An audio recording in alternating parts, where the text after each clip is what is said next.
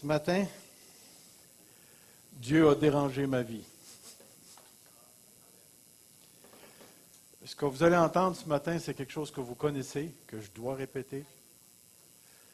2h30 ce matin, Dieu m'a réveillé.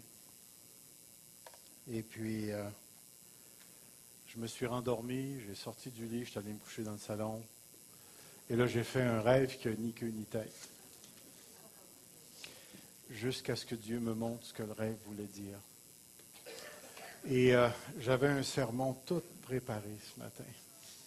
Un beau sermon. Ça aurait été super bon.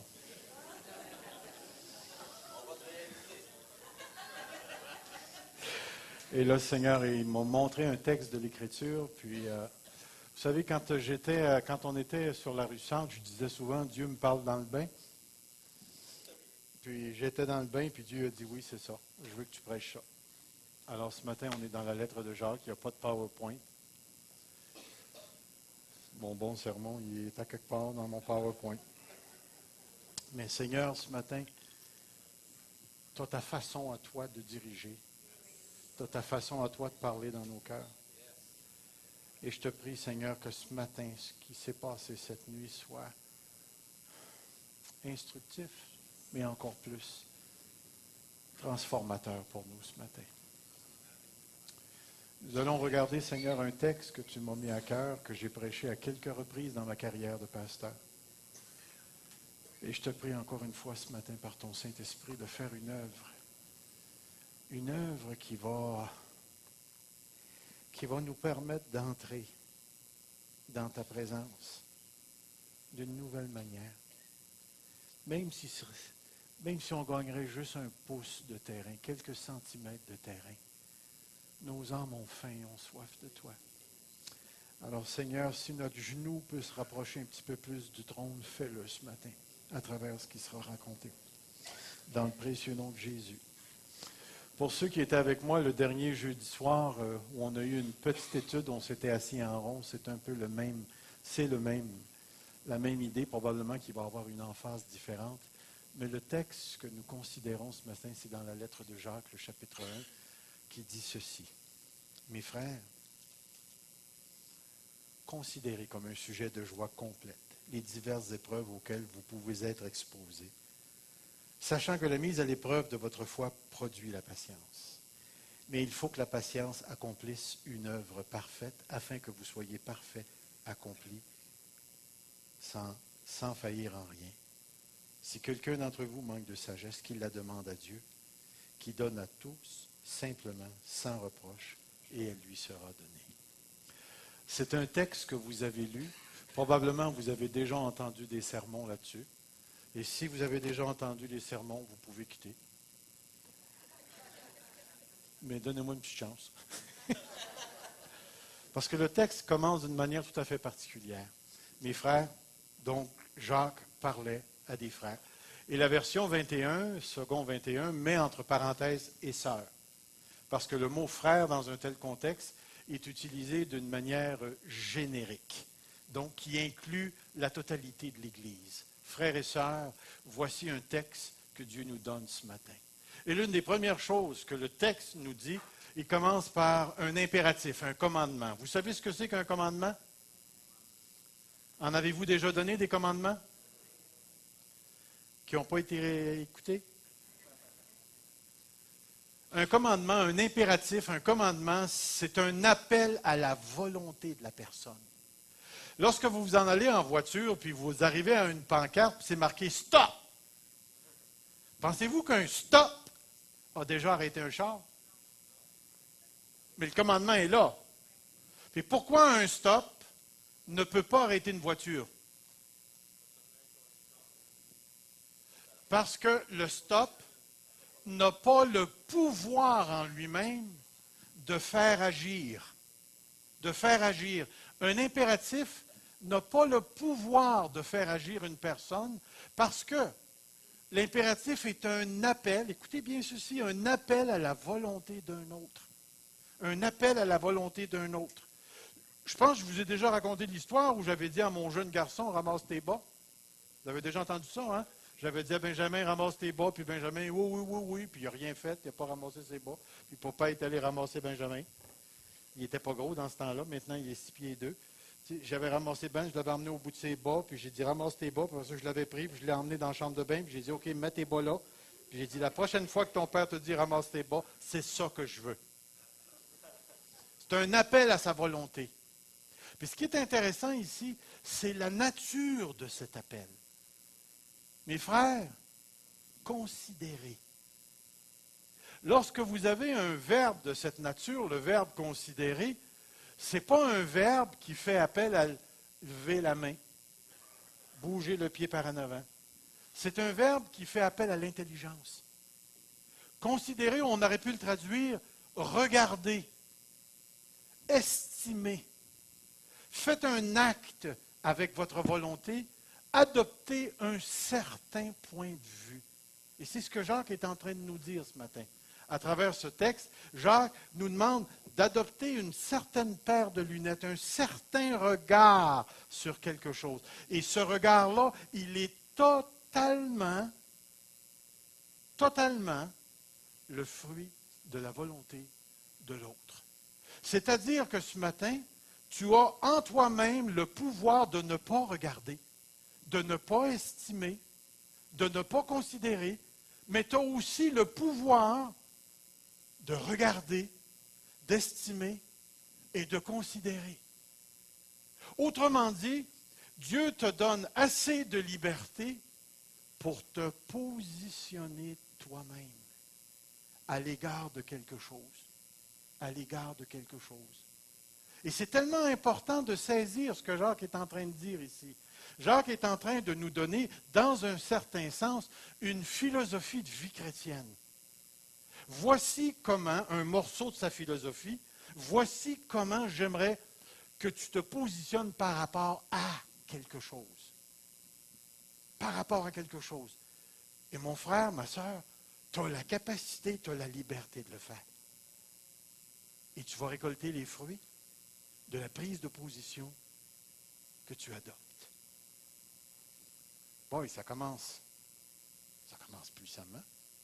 Ce que Jacques est en train de me dire, c'est Serge, tu as la capacité de regarder aux choses de la manière dont je t'encourage à les regarder.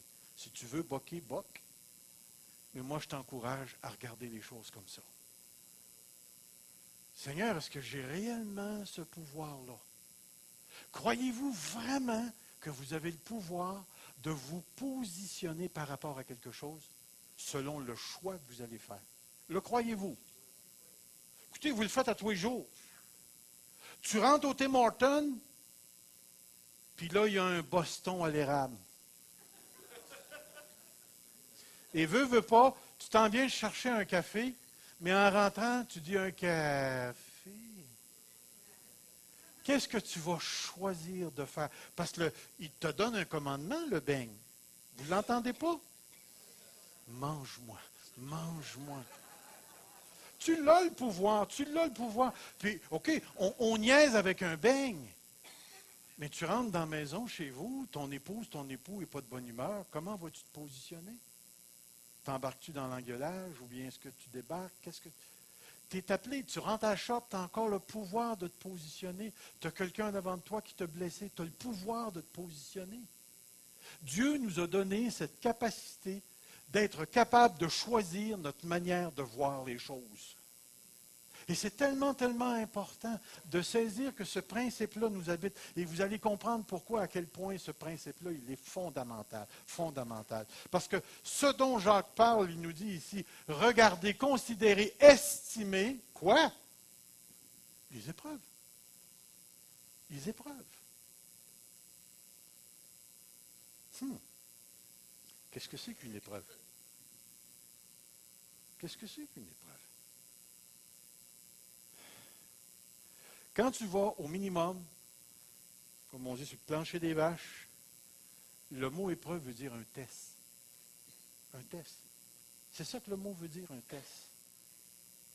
De regarder les tests, les épreuves. Voyez-vous, pour nous, les Nord-Américains, là, l'épreuve implique nécessairement de la souffrance. Parce qu'aussitôt qu'on parle d'épreuve, oh, ça va faire mal, ça va faire ci. Puis dans certains cas, l'épreuve est associée, ou la souffrance est associée avec l'épreuve. Définitivement, est associée avec l'épreuve. Mais ce n'est pas toujours le cas. Saviez-vous que dans l'Écriture, le mot épreuve et le mot tentation, c'est le même mot en grec, parismos, ça veut dire test. Mais que l'épreuve ou la tentation est déterminée par celui qui en est la source. Puis il y a 3 sources de tests dans les Écritures. Est-ce que vous le saviez? Il y a Dieu, Satan, puis toi. Chacun est tenté, parce que le mot est traduit par tentation. Lorsque Satan ou moi, je suis à l'origine, et lorsque c'est Dieu, le mot est toujours traduit par épreuve. Épreuve.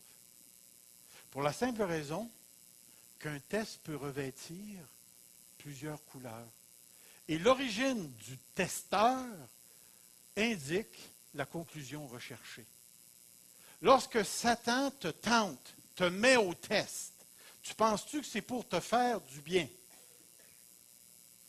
Le test par Satan a toujours pour but la destruction du croyant.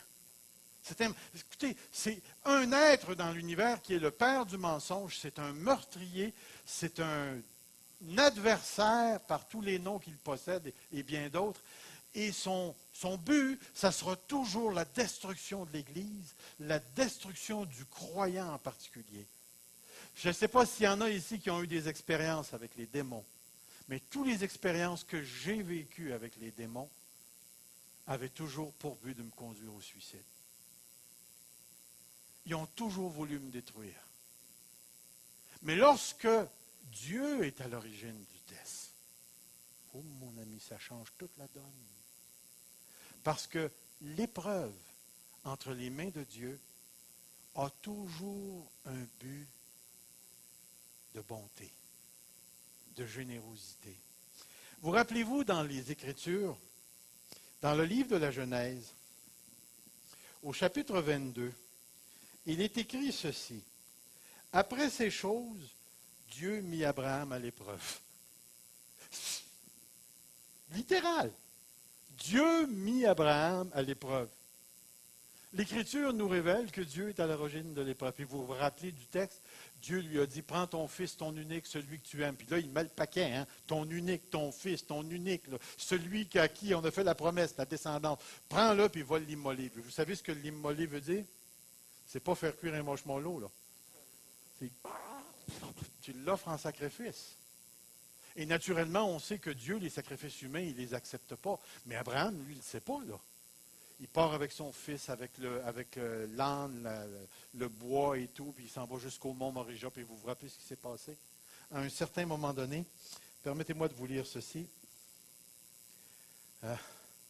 L'ange lui dit, n'avance pas ta main sur l'enfant, ne lui fais rien, car je sais maintenant que tu crains Dieu. Je ne sais pas si vous saisissez ce que Dieu est en train de faire ici. Naturellement, il y a ce qu'on pourrait appeler un type. C'est-à-dire que l'immolation de l'enfant va représenter l'enfant de Dieu qui va être immolé pour toi.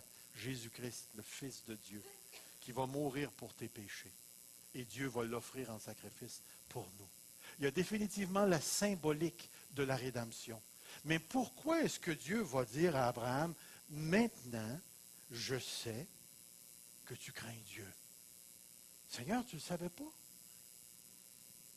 Maintenant, je sais que tu crains Dieu. Quel était, selon vous, le but de l'épreuve? Je vais vous dire un super de beau mot que j'espère que vous allez retenir. Émergence. L'épreuve fait toujours émerger. L'épreuve a toujours pour but de faire émerger. Regardez bien, je vais vous lire un autre texte qui est très, très, très intéressant. Vous rappelez-vous quand les enfants d'Israël sont entrés en terre promise, ils ont battu toutes les armées, mais ils ne se sont pas débarrassés de tous les peuples? Puis regardez ce qui est écrit ici. Dans le chapitre 22, au verset 22, il dit, en parlant des peuples, c'est ainsi que je mettrai par elles les nations qui étaient restées, Israël à l'épreuve. Puis remarquez l'émergence, pour savoir s'ils prendront garde ou non de suivre la voie de l'Éternel comme le Père y ont pris garde. Pour savoir si, pour savoir si, pour savoir si ça va émerger. Est-ce que leur fidélité va émerger? Oh, mon ami, ça ne s'arrête pas là. Il y a un autre monsieur qui a été éprouvé par Dieu, et son nom, c'est Ézéchias. Dans le chapitre 32, versets 27 à 31, il est écrit ceci. C'est marqué, Ézéchias eut beaucoup de richesses et de gloire. Il se fit des trésors d'argent, d'or, de pierres précieuses, d'aromates, de boucliers, de tous les objets qu'on peut désirer, des magasins pour les produits en blé, en mou et en huile, des crèches pour toute espèce de bétail et des étables pour les troupeaux. Il se bâtit une ville, et il y eut en abondance des troupeaux de menus et de gros bétail, car Dieu lui avait donné des biens considérables. Le monsieur se promenait en Cadillac. Et remarquez ce qui va suivre. Ce fut aussi lui, Ézéchias, qui boucha l'issue, puis là, il a apporté de l'eau. C'est marqué, cependant, lorsque les chefs de Babylone envoyèrent des messagers auprès de lui pour s'informer du prodige qui avait eu lieu dans le pays, remarquez ce qui est écrit. Dieu l'abandonna pour l'éprouver. Dieu l'abandonna pour l'éprouver. Wow. Dieu l'abandonna pour l'éprouver. Puis remarquez, afin de connaître tout ce qui était dans son cœur. L'émergence. L'émergence. Si tu veux savoir ce qu'il y a dans le fond de ton cœur, Dieu va faire émerger par un test. Et le test n'implique pas nécessairement de la souffrance. Le gars avait eu bien du fric, il n'était pas malheureux, mais Dieu s'est tassé un petit peu pour le mettre au test pour voir ce qui était pour émerger dans son cœur. L'épreuve, c'est un test divin pour sonder ton cœur et y faire émerger ce qu'il y a dedans. Laisse-moi te dire, c'est tellement important de saisir ce processus-là. Jacques l'avait compris, parce que c'est pour ça qu'il dit, mes frères, quelle attitude adopter par rapport à l'épreuve? Considérée comme un sujet de joie complète. Moi, la première fois que j'ai lu ça, j'étais un jeune chrétien, puis je disais à Jacques, t'es fou, t'es fou, t'es fou. Voyons voir si un gars qui va se taper sur le doigt avec un marteau, il va, alléluia, alléluia. Masochisme. Non, mon ami, ce n'est pas de ça que Jacques parle. Jacques est en train de nous introduire à une dynamique spirituelle qui est profondément spirituelle. Parce qu'elle est une action divine dans le but de faire émerger de ton cœur ce qui s'y trouve. Et l'émergence a un but tout à fait précis. Il n'y a rien dans ta vie que Dieu ne peut pas tester pour la faire émerger. Et cette émergence-là, non seulement elle est divine, mais elle produit son pesant d'or divin. On va le voir. Regardez comme un sujet de joie complète les divers tests auxquels Dieu va t'exposer. Alors, on apprend quelque chose à propos de Dieu ce matin. Dieu est un testeur. Dieu est un testeur. Dieu teste nos cœurs. Dieu teste nos vies. Dieu teste nos personnes, mais Dieu est un testeur. Et en fin de compte, on se retrouve devant une profonde pédagogie divine, une manière dont Dieu travaille avec le cœur. C'est-à-dire que Dieu va provoquer un test, il va penser un test pour que tu viennes en contact, parce que c'est marqué ici, regardez bien, c'est écrit, regardez comme un sujet de joie comprend, les diverses tests, les diverses épreuves auxquelles vous pouvez être exposés. Puis ce qui est intéressant, c'est que dans le grec, littéralement, c'est marqué dans lesquels vous pouvez tomber. Est-ce qu'il y en a qui ont pogné un nid de poule?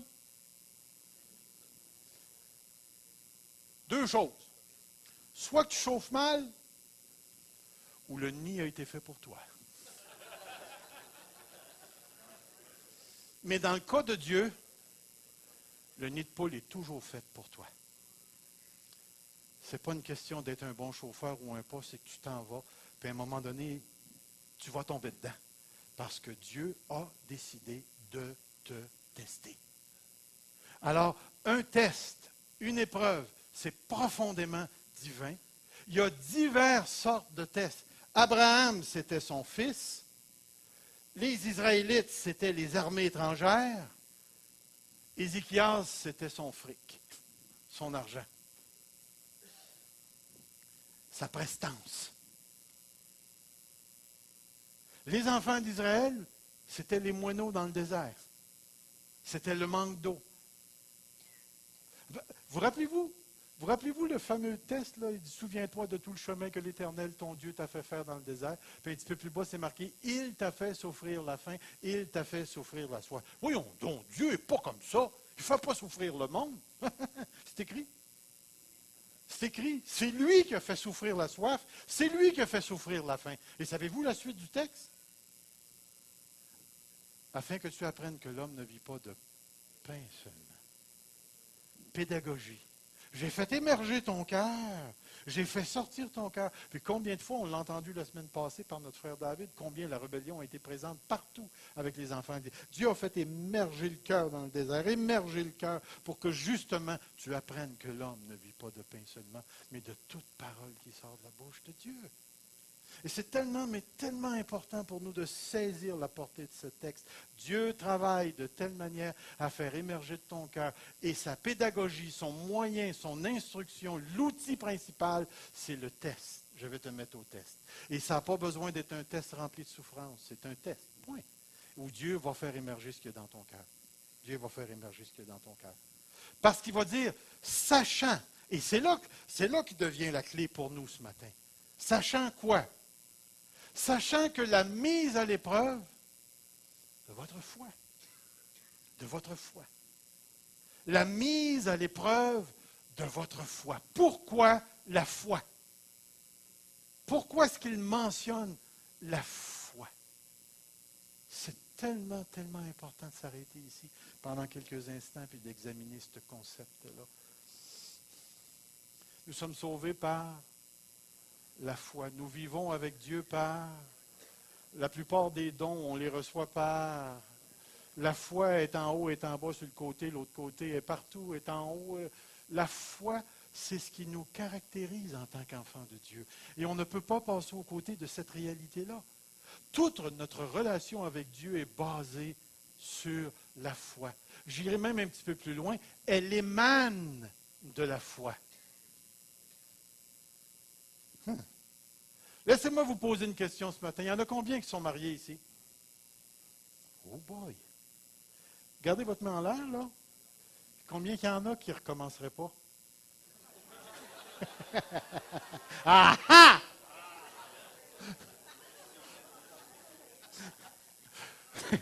Ouais, que tu peux la baisser, ta main. Pourquoi est-ce que je vous ai posé cette question-là? Si nous comprenons la foi comme un objet, c'est-à-dire que présentement, dans ma poche, j'ai un poisson rouge. Oh, un bonbon.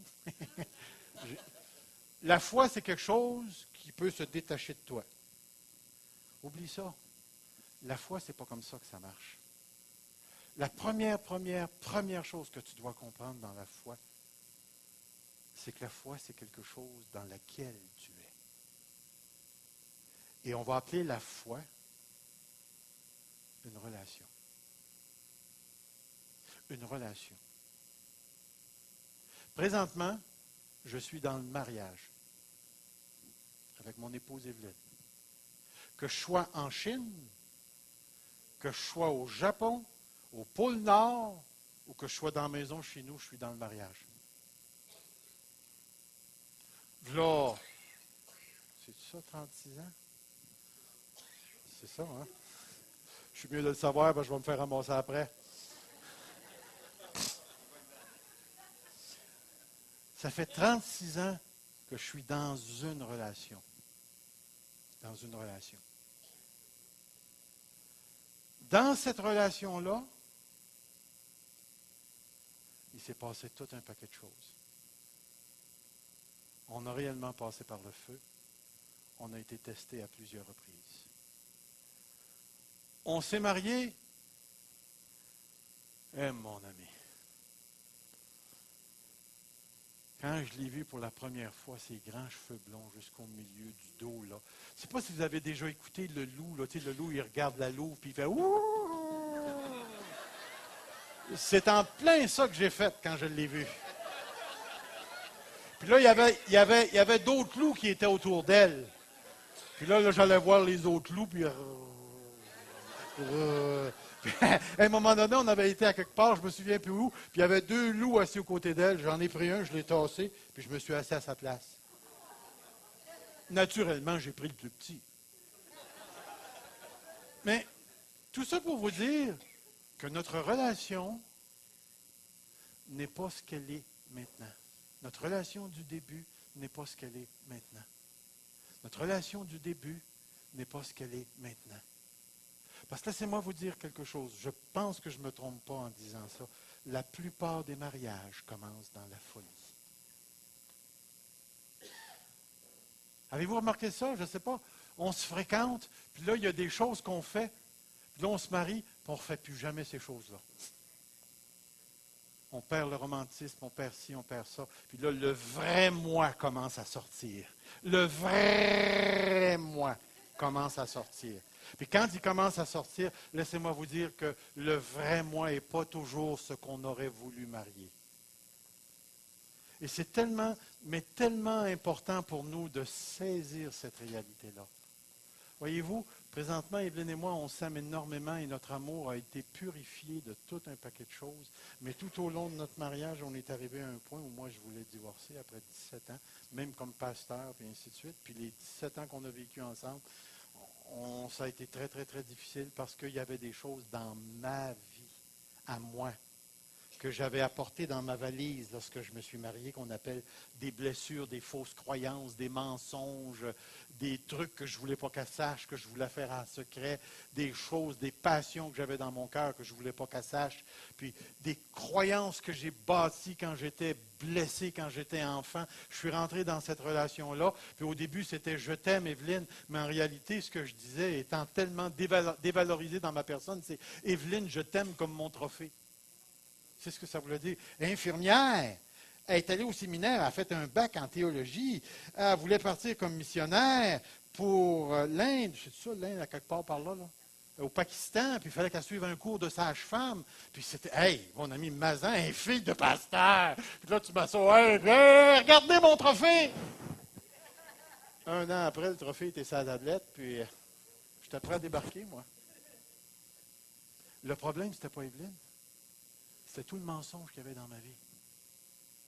C'était le mensonge qu'il y avait dans ma vie. Puis laissez-moi vous dire que c'est difficile de traîner ce cœur-là lorsque tu es dans le pastorat. Parce que tu rentres dans la vie de tout le monde, tu ne laisses personne entrer dans ta vie. Parce que si tu laisses rentrer quelqu'un dans ta vie, tu t'exposes, mon gars. Tu risques qu'il y en ait un qui aille bavasser. Et là, tu vas te ramasser avec des troubles. Fait que la vie de pasteur s'est passée toute refermée sur moi-même, puis après 17 ans, j'ai tout fait sauter, pastorat, église, famille, et là, je suis reviré réellement fou.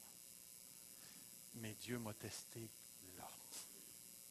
Voyez-vous, la foi, c'est une relation qu'on entretient avec Dieu. Mais n'allez jamais vous imaginer que la foi que vous avez, c'est une foi qui est pure.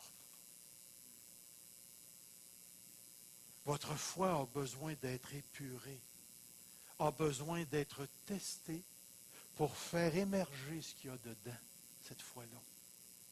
Vous savez, moi, j'aime les chrétiens qui me disent « Oh, moi, je dépends de Dieu, sauf pour mon salaire. »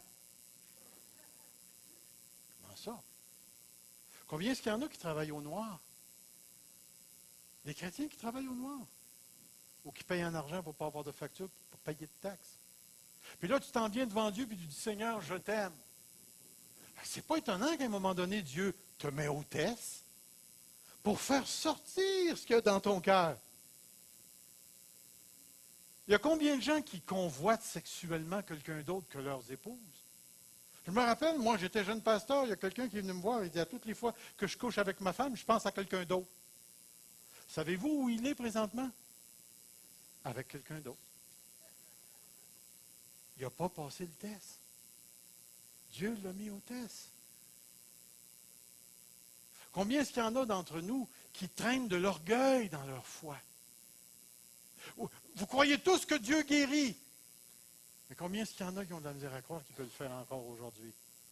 Puis tant qu'on reste théorique, c'est pas pire. Mais de dire vraiment, je vais faire confiance à Dieu. Ouf. L'idée, c'est que la foi a besoin d'être mise au test pour faire émerger ce qu'il y a réellement dedans, pour enlever les cochonneries. Et c'est ce que Dieu va faire avec la foi que tu as, avec la foi de l'Église Fusion. Dieu va faire émerger par le test les fondements de ton cœur, les véritables croyances qu'il y a dans ton cœur. Véritables croyances qu'il y a dans ton cœur. Et Dieu l'a fait avec moi, il va le faire avec toi. Et c'est pour ça qu'à un certain moment donné, Dieu va faire un tel travail qui va te donner la... Moi, je considère que c'est une des plus grandes grâces. C'est qu'il va prendre ta foi puis il va la mettre dans le feu comme l'or. Puis vous remarquerez une chose, hein? Quand on met de l'or dans le feu, il ne sort jamais plus d'or. C'est donc plate. Mais il ne ressort jamais plus d'or. Tout ce qui ressort, c'est un or plus pur, libéré des cochonneries. Mais ce qui est important pour nous, c'est qu'une foi qui a passé le test, qui a passé l'épreuve, est une foi qui va ressortir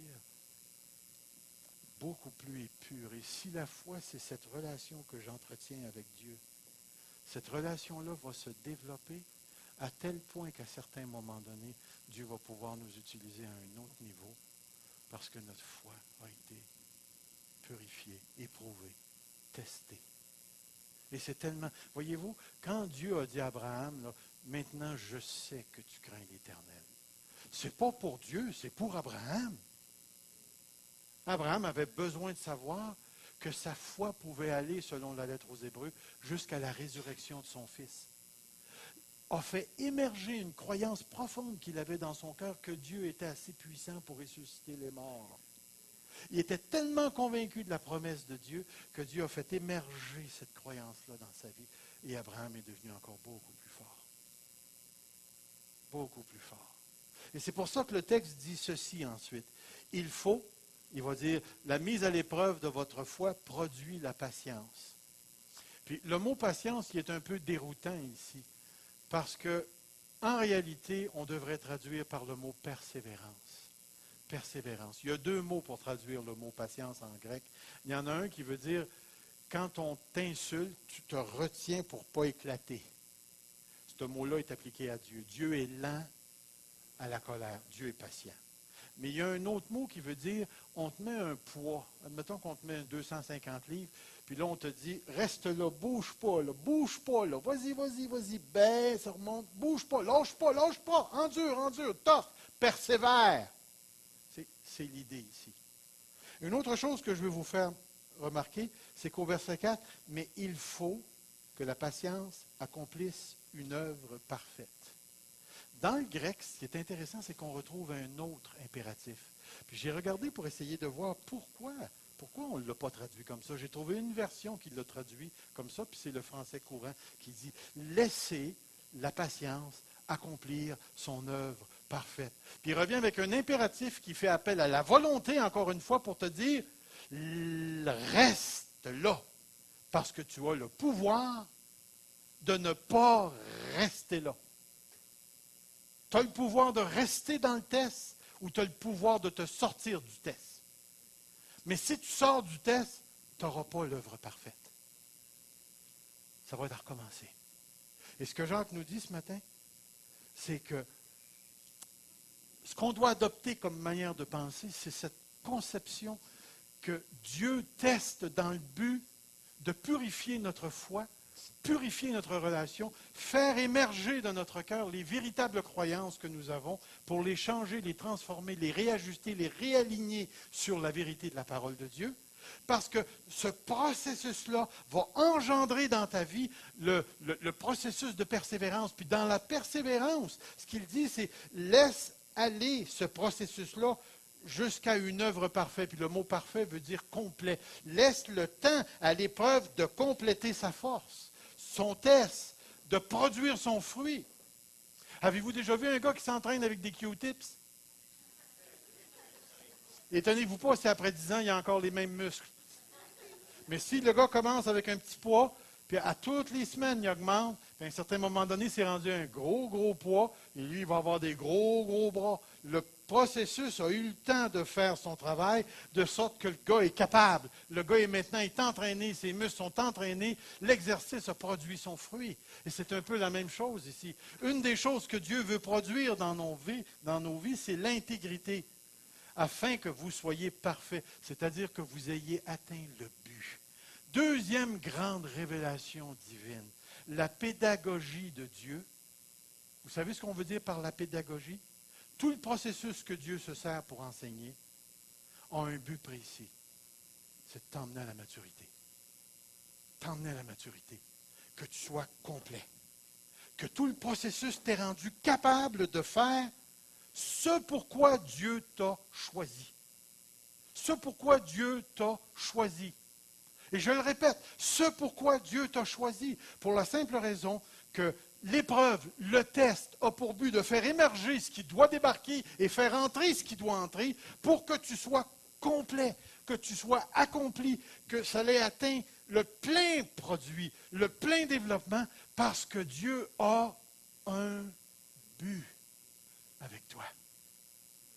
Tu n'es pas une créature d'accident, tu n'es pas une créature du hasard, tu as été pensé, voulu, tu as été prédestiné à quelque chose, tu as été choisi pour quelque chose, et ton passage sur la terre a tout le sens, la signification qu'elle doit avoir en raison du but que Dieu s'est donné pour toi. C'est tellement important. Peut-être qu'il y a quelqu'un d'entre nous qui a été choisi par Dieu. Faisons une hypothèse. Choisi par Dieu pour se marier avec telle ou telle chose de personne. Ce que je voulais dire, c'est à Madame Chose. Pour que tu mettes au monde le prochain futur premier ministre chrétien. Je ne sais pas. Peut-être que Dieu veut que tu maries Madame autre chose pour que tu mettes au monde le premier milliardaire chrétien qui va investir une grosse somme dans la mission et qui va avoir un impact énorme sur l'Afrique. Je ne sais pas. Mais Dieu a des buts pour nous. Et il veut que le développement se fasse pour que tu puisses jouer le rôle pour lequel il te destine. Oui, mais qu'est-ce qu'on fait quand ça fait mal, quand l'épreuve est là? Mon ami, regarde le verset 5. Si quelqu'un d'entre vous manque de sagesse, qu'il la demande à Dieu. Voyez-vous, le verset 5, il est pogné après le verset 4. Ce n'est pas un nouveau sujet. La première chose à demander dans l'épreuve, ce n'est pas que ça ne fasse plus mal. Puis la deuxième chose à ne pas demander, c'est de sortir de l'épreuve, du test. Ce qu'il faut demander, c'est la sagesse. La sagesse. Savez-vous ce que c'est que la sagesse? Là, vous allez me répondre, la réponse qu'on donne tous, c'est la crainte de l'Éternel. Le commencement de la sagesse, c'est la crainte de l'Éternel. Et oui, c'est vrai, c'est la crainte de l'Éternel. Mais on peut-tu être un petit peu plus précis dans le contexte? Je vais vous donner un exemple de ce que je veux dire. À un moment donné, il y a un frère de l'église de Sorel-Tracy qui commence à me raconter une histoire à propos de son écureuil qu'il avait pogné. Il a pogné un écureuil, il est allé mettre ça dans une cage. L'écureuil a tombé malade parce qu'il avait pogné la grippe. Puis il n'y a pas d'aspirine d'écureuil. Savez-vous ce que ce frère-là a fait? Il a prié. Savez-vous ce que Dieu lui a dit? mets une bouillotte d'eau chaude dans la cage. L'écureuil est allé se coucher là-dessus, puis il n'y a plus la grippe. Pourquoi est-ce que je vous dis ça? Parce que ça m'est vraiment arrivé. Ce n'est pas une farce, là. C'est vrai. La sagesse dont on parle ici, ce n'est pas un savoir divin là, qui se promène à quelque part dans un monde éthéreux où là tu entres. Non, non, non, non. La sagesse ici, elle est pratico-pratique. La sagesse, c'est l'art de vivre en toutes circonstances pour Dieu. L'art de vivre d'une manière pratico-pratique dans le cadre dans lequel Dieu t'a placé. La sagesse en question, c'est de faire ce que Dieu veut que tu fasses dans les circonstances où il t'a placé. Si Dieu est en train de te tester, puis que le test va durer 3 semaines, ne pars pas à Cuba en vacances. Pas le temps. Reste dans le test et demande à Dieu comment il veut que tu vives dans ce test-là. C'est ça que Dieu veut. Dieu veut que le test produise son fruit, qu'il arrive à terme, qu'il produise une œuvre complète, afin que toutes les parties de ta vie, le mot intégrité, que tu sois intègre, que toutes les parties de ta vie soient reliées ensemble, que toute ta foi fonctionne dans tous les domaines de ta vie et que tu sois complètement intégré dans ta personne pour jouer le rôle auquel Dieu te destine. Et ce que Dieu te demande présentement, c'est que tu restes là où il t'a placé pour la durée de l'épreuve, parce que l'épreuve a un commencement et l'épreuve a une fin. Tu entres, mais tu en sors aussi. Puis durant ce temps-là, Dieu va faire son travail. Demain matin, quelqu'un va te présenter à toi avec un travail au noir, tu as le choix, tu es testé là. Demain matin, tu as quelqu'un qui va vouloir ta job et qui va vouloir parler contre toi, contre le boss, tu es testé. Qu'est-ce que tu vas faire? Où vas-tu rester? Où vas-tu te trouver? Je suis en contact avec une dame en France par les prédications qu'elle écoute par Internet. Elle est mariée à un mari inconverti. Savez-vous, des fois, j'aurais tout simplement envie de taper le divorce. Tes troubles sont finis. Et pourtant, c'est pas ça que la Bible dit. Sors pas de cette relation-là. Endure, persévère, gagne-le par tes bonnes œuvres. C'est tout un test. C'est ce que Dieu veut. Parce que Dieu voit plus loin que ton mari, plus loin que ta femme. C'est tellement important pour nous de saisir la réalité de cette vérité-là. Dieu nous éprouve, Dieu nous teste. Et le but du test, c'est que tu deviennes une personne intègre, que ta foi soit débarrassée de toutes les cochonneries, les scories, pour que ta relation avec Dieu puisse intégrer tous les domaines de ta vie. Et que Dieu soit le Dieu souverain, le maître sur toutes ces choses. Et je répète encore, si tu entres dans un test, sors-en pas trop vite. Tu as la capacité de te positionner et de dire, moi, j'en veux plus. Combien de chrétiens ont abandonné l'Église parce qu'ils ont été blessés? Ils sont sortis, clouc. Et aujourd'hui, ils ne vivent plus. Ils ne vivent plus pour Dieu. Reste là. Et ce que tu dois demander à Dieu, c'est de la sagesse. C'est de la sagesse. C'est-à-dire la manière de vivre dans cette épreuve-là. Et sais-tu ce que Dieu te promet? Dieu dit ceci ensuite, il dit qu'il la demande à Dieu, qu'il donne à tous. Certaines versions ont généreusement, ici c'est écrit simplement, Dieu donne, sans reproche. Pourquoi sans reproche? Parce que peut-être que Dieu t'a mis au test, puis tu n'as pas resté dedans, puis là Dieu pourrait te chialer.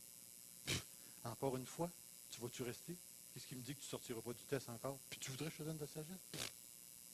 Dieu n'est pas comme ça. L'être humain est comme ça. Dieu n'est pas comme ça. Dieu donne à tous, simplement, et sans reproche. Et il y a une promesse qui suit. Et elle lui sera donnée. Elle lui sera donnée. Donnée. C'est certain, comme disait petit Joe, tu vas la voir. Pourquoi? Parce que Dieu est un Dieu donnant. Dieu donne. Et parce qu'il donne, c'est certain qui va te donner le moyen de vivre ton épreuve. Maintenant, ce qu'il faut, c'est que tu ne tires pas des conclusions trop vite, que tu ne sortes pas de l'épreuve trop vite, mais que tu adoptes la paire de lunettes que Jacques nous dit, considérée comme un sujet de joie complète.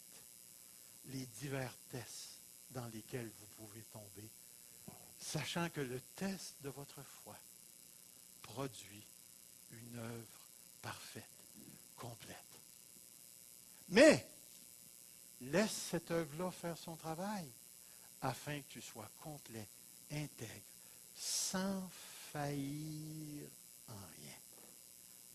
Frères et sœurs, c'est le message que Dieu m'a donné cette nuit. Je pense qu'il y a deux raisons. Je pense que Dieu se prépare à tester l'Église Fusion. Je ne sais pas quel sera notre test. Je ne sais pas où ça s'en va. Je ne sais pas comment ça va marcher. Je ne sais pas ce qui va se passer. Mais je sais une chose, c'est que Dieu se prépare à tester. Une deuxième chose, lorsqu'on teste une Église, on teste ses membres. Je ne sais pas ce qui se passe dans ta vie. Peut-être que tu ne sais même pas toi-même. Mais je sais une chose. Si tu es un enfant de Dieu, ça va émerger. Ça va émerger. Et Dieu va te tester. Ne lui dis pas non comme moi j'ai fait il y a plusieurs années. Quand Dieu m'a testé, j'ai dit non. Et Dieu a dit non, ça va durer 10 ans. J'aurais donc dû dire oui. Ma femme a dit oui. Et elle a appris beaucoup.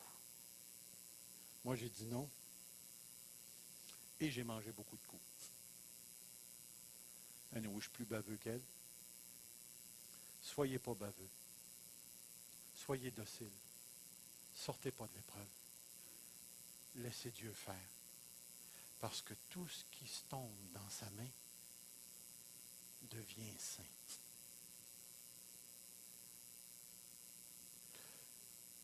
On a terminé. On prend notre 30 minutes. Rappelez-vous de ceci. Dieu a une pédagogie spirituelle parce que maintenant tu es dans l'esprit. Il désire tellement cette relation d'intimité avec toi qu'il va te mettre au test, pas pour te casser, pour faire émerger. Que Dieu te garde, que Dieu te conduise. Église Fusion, prépare-toi à être testé. Courbons-nous devant Dieu. Seigneur notre Dieu, nous voici devant toi. Nous voici dans ta présence. Car tu es le Dieu Tout-Puissant. Tu es le Seigneur des Seigneurs. Nul n'est semblable à toi. Dans sa bonté, dans sa grandeur, Dieu nous teste et Seigneur, on te dit, fais-nous passer le test. Si jamais il passe un vent de persécution, un vent de chicane, un vent de ce qui se passera avec le gouvernement, avec autres, si l'Église passe au test en raison de sa conviction, qu'on soit emmené en cours ou qu'on soit persécuté, que cette Église garde les yeux levés vers le ciel et qu'elle demande cette sagesse divine pour que nous puissions marcher à la lumière de la révélation de Dieu. Et qu'on ne dévie ni à gauche ni à droite, mais qu'on endure souffrance et toute autre chose, afin que tu fasses de nous, Seigneur, une Église intègre, des personnes intègres qui ne manquent rien et qui ne faillissent en rien. Que le nom de l'Éternel soit béni ce matin. Amen. Que le Seigneur vous garde. Amen.